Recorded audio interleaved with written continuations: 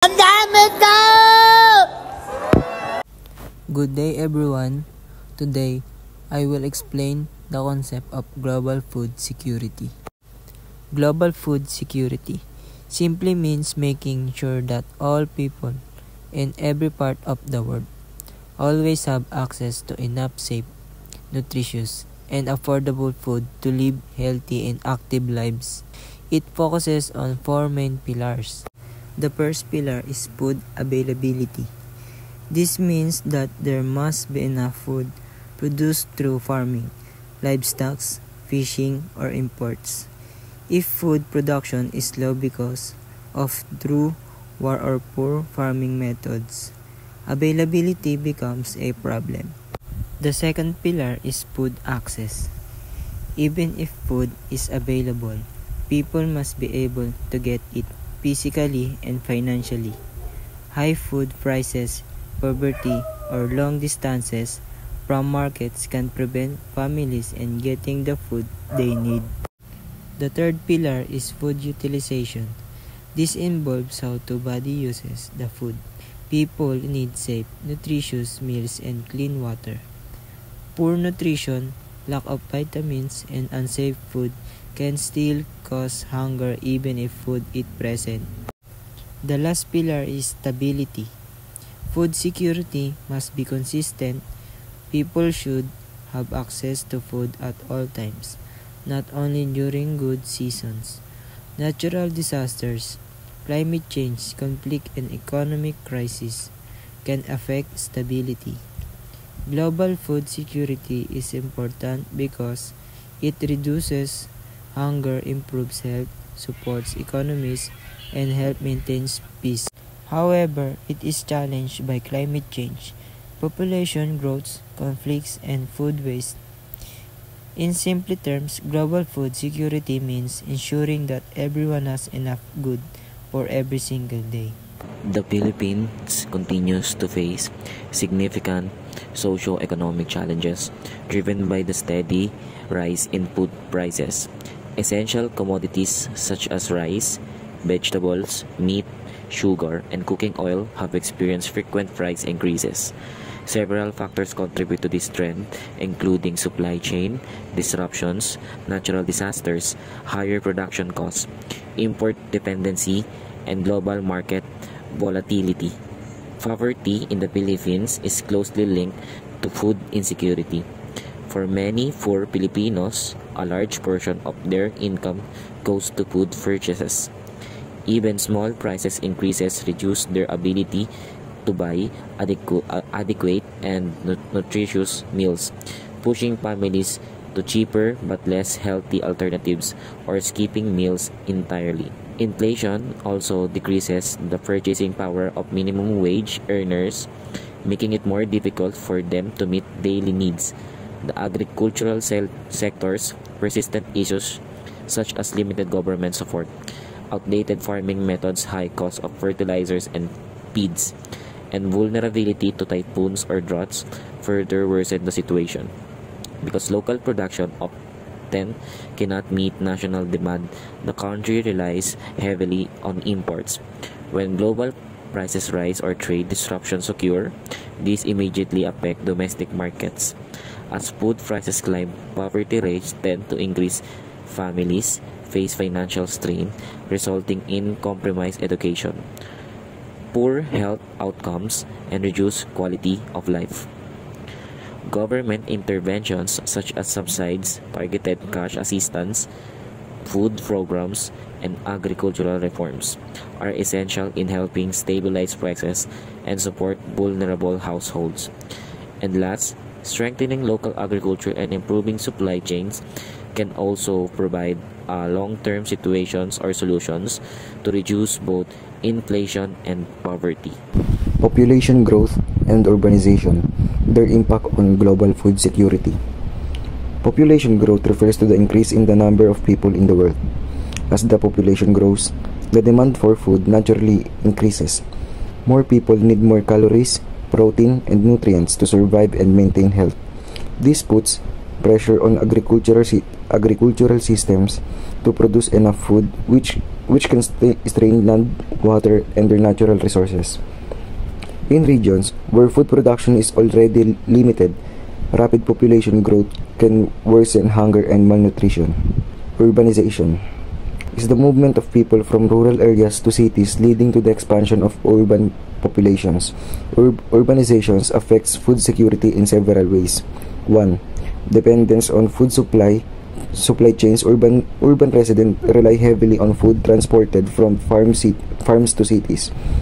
Any disruptions in this supply chain due to natural disasters, conflicts, or transportation issues can lead to food shortages and higher prices. 2. Changes in diets. Urban living often encourages and consumption of processed convenience and fast foods. While these foods are easy to access, they are often less nutritious, leading to a rise in diet-related health problems like obesity and diabetes, which is different type of food insecurity. 3. Pressure on resources. As cities expanded, they often take over agricultural land, reducing the space available for food production. Urban populations also demand more water and energy, which can compete with agriculture and make food production more challenging. Together, population growth and urbanization make achieving global food security more complex. Food system must not only produce enough food for more people, but also ensures that it reaches them efficiently and is nutritious. Solutions include sustainable farming practices, efficient food distribution networks, urban agriculture, and policies that balance urban development with agricultural needs. In short, understanding population growth and urbanization is critical because they are major drivers of demand and stress in global food systems. Addressing these factors is essential to ensure that everyone has access to safe, sufficient, and nutritious food. Rising incomes and changing diet. The rising incomes in developing nations cause a nutrition transition where people shift from basic cereals to energy-rich foods like meat, oils, and sugar. This has driven a massive threefold increase in meat consumption, especially in Asia and China.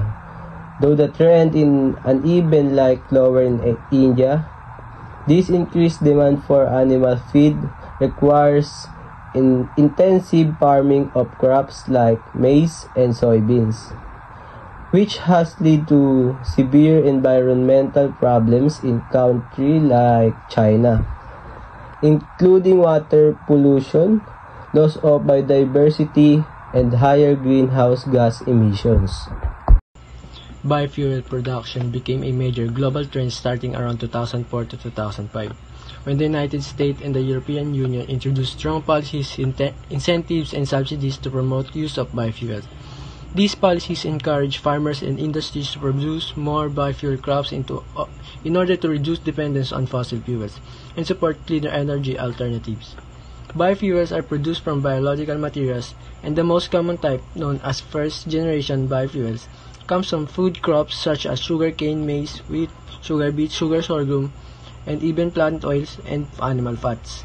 For example, bioethanol, one of the most widely used biofuels, is primarily from sugar-rich or starch-rich crops. While biofuels were originally viewed as positive step toward renewable energy, their rapid expansion had led to significant land use change, because producing biofuel requires large amounts of agricultural land.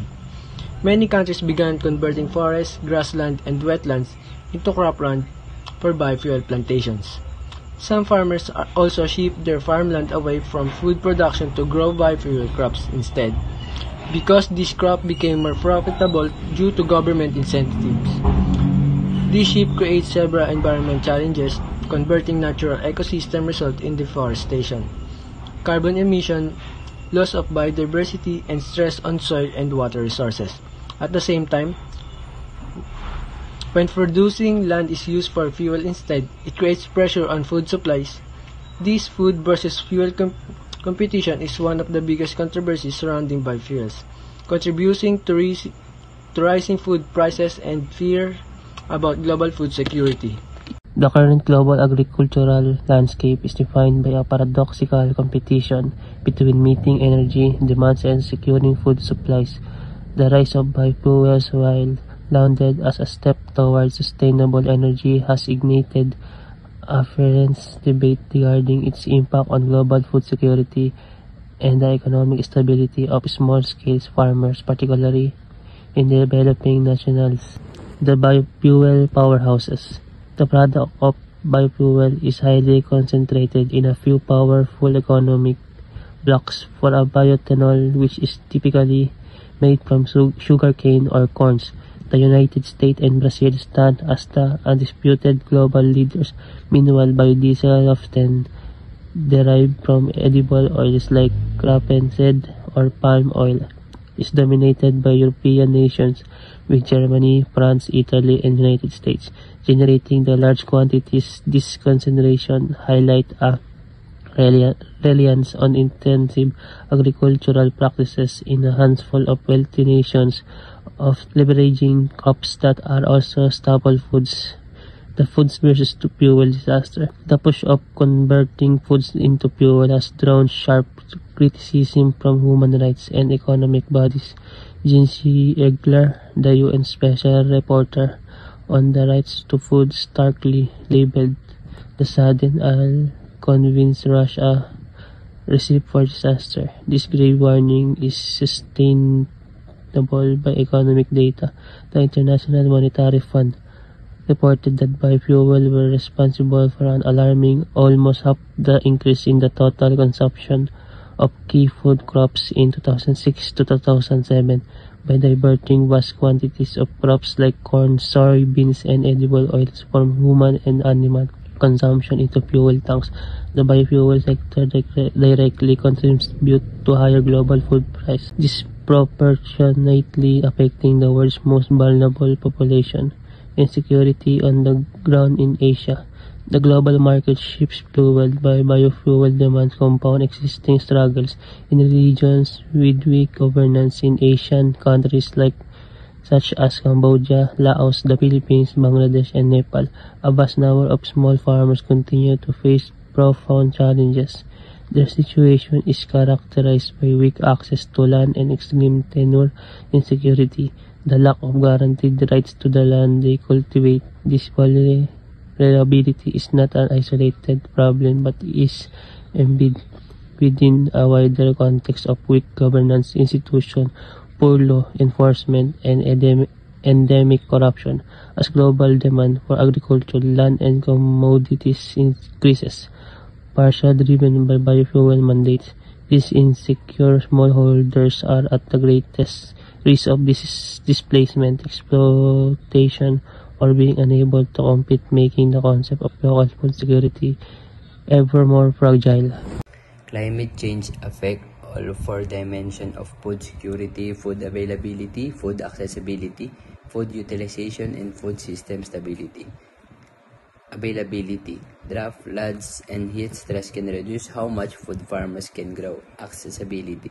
When food becomes scarce, prices rise, making it harder for people, especially the poor, to buy enough food. Utilization. Climate changes can worsen water quality or increase disease, which affects how well the body can use the food eaten.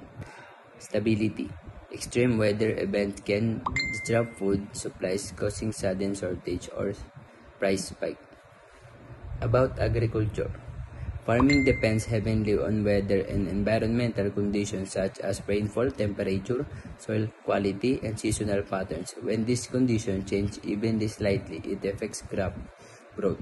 Example, too little or too much rain can reduce crop yields. Higher temperature can stress plants. Changing season can alter planting and harvesting cycles.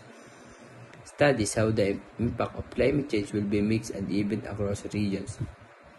Climate change does not affect all places the same way. Some regions may experience more rainfall or longer growing season, which could benefit agriculture. Others may suffer from drought, heat waves, flooding, or soil degradation, which reduce food production. In the next 4 decades, the average global temperature is expected to rise by 2 and 3 degrees Celsius. According to climate projection, Earth average temperature will increase significantly within about 40 years. A rise just 2 degrees Celsius is enough to intensity drought and heat waves, melt glacier, rise sea levels, increase the frequency of extreme weather events, reduce crop yields in many parts of the world. Ang dami ko! Ikapain mo!